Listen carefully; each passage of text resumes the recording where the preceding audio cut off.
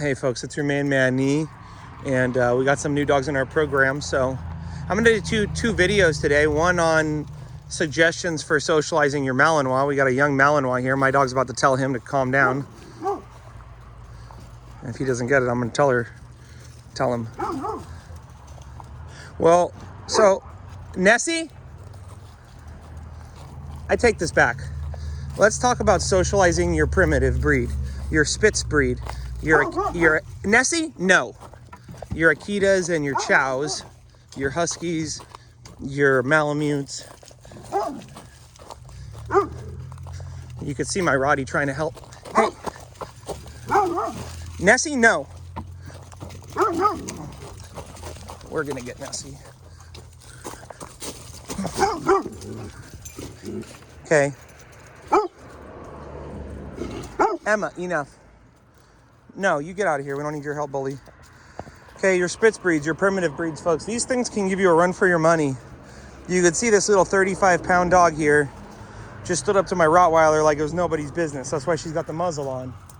These dogs, people get real confused with the huskies. I've rehabilitated huskies. I give them to people a year later. They go, oh my God, that dog tried to kill every single dog in my household. Take the dog back. Next thing you know, the dog's fine. Dog was fine with me beforehand. The question is, why does that happen, folks? What is it with these primitive breeds, and why do they get so, crazy and aggressive? Well, let's talk about a few reasons. First of all, the primitive breeds, they look so cute. They look like little baby wolves, and they're usually covered in fluff. And so a lot of times we don't take it real seriously, when they jump on our lap or they push on us or they don't listen to us, And just like this little guy, he didn't take it seriously. He said, you're just a little fluff ball. And I said, you take that seriously. That's Lucas. He's helping me. And he doesn't want no smoke. You don't want no smoke either. Okay, so they lend themselves to be kind of coddled and spoiled because they're so cute and cuddly. It's hard to take them seriously when they're in your house. I mean, I'm going to be honest. I've picked her up, carried her around like a baby because she's so cute. And they lend themselves to that. They're highly socially intelligent. The primitive breeds know how to manipulate people. They know how to act soft, to act sweet, to act cuddly and cute in order to seek social hierarchy. Yes, folks, primitive breeds are very hierarchy influenced. Oftentimes, Don, stop. Enough, Don. Oftentimes they're more motivated by status than food or toys. Like, this guy is really motivated by playing tug. My own girl here is really motivated with toys and food. Malinois is motivated for everything, but this primitive dog, she'll do stuff for food. But what really motivates her is social status.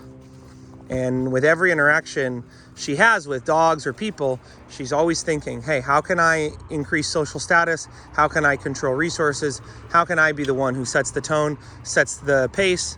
And, ultimately, how can I get what I want? Okay, so how do you succeed with a primitive breed? How do you get over this hump? Because this is hard, okay? Yes, obviously, you got to have a great relationship with these dogs, and you got to clearly be the leader and be able to set boundaries effectively.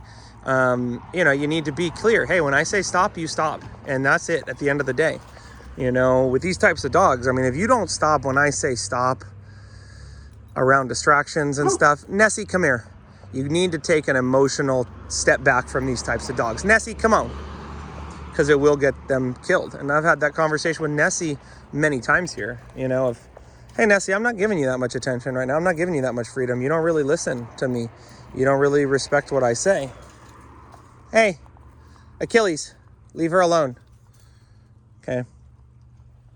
So get your relationship really clear with these dogs because, food, toys is not really going to be as effective as it would be with like your yellow lab or your pit bull. And then secondly, get them off leash trained immediately using the remote collar and whatever type of reinforcement you can provide for them.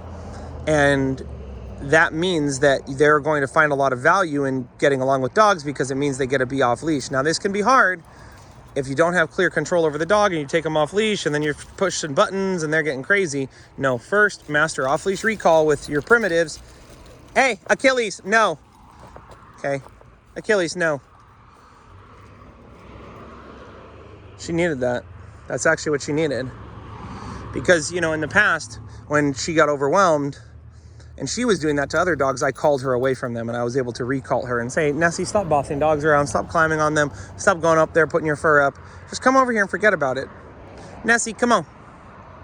Now you guys are gonna wonder, what type of dog is Nessie? Nessie's a coyote mix, about 11 months old, and she's here as a foster dog that I'm gonna have until I find her a home.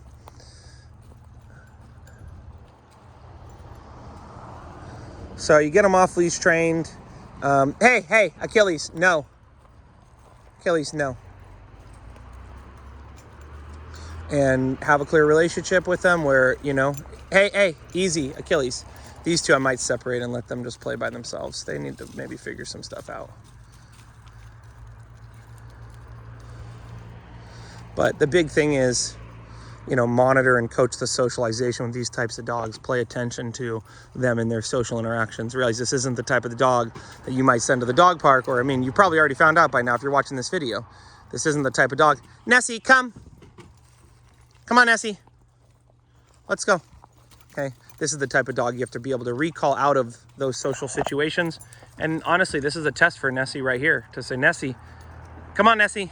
You know, even if he doesn't let up, you have to come back when called. Hey, Achilles, no.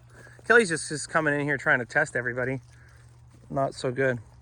So, but that's it, guys. Just a little blurb on your primitive breeds and how to, you know, succeed with socialization. Focus on getting them off leash trained.